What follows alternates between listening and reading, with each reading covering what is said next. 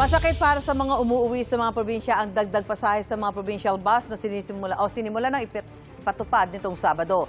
Balikan natin ang sitwasyon sa Parañaque Integrated Terminal Exchange. May unang balita live si Bam Alegre. Bam. Susan, good morning. Sa kabila ng tensyon sa Middle East at oil price hike, hindi naman pwedeng tumigil yung transportasyon sa bansa at kailangan din mag-adjust ng pamasahe. Dama ito ng mga pasahero dito sa PITX.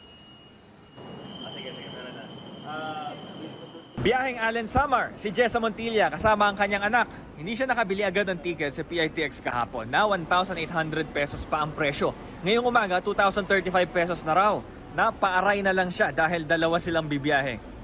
Bali kagabi lang, so mga bandang 8 ata, nasa 1.8 then hindi na kami nakaabot ng alas 3 kanina kaya umabot kami ngayon ng alas 7 atang alis.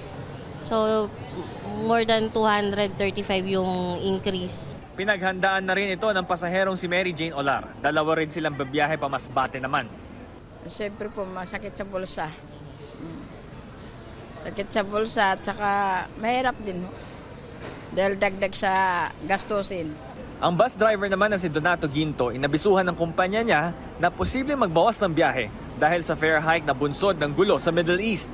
Mula Sabado kasi, ipinatupad na ng LTFRB ang provisional fare increase.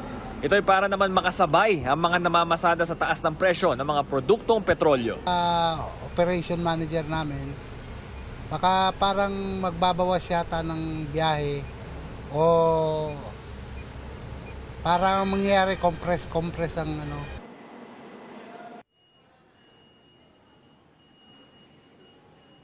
Susan, rush hour kaya patuloy ang pagdating ng mga pasahero dito sa PITX. Ito ang unang balita, Bam Alegre, para sa GMA Integrated News.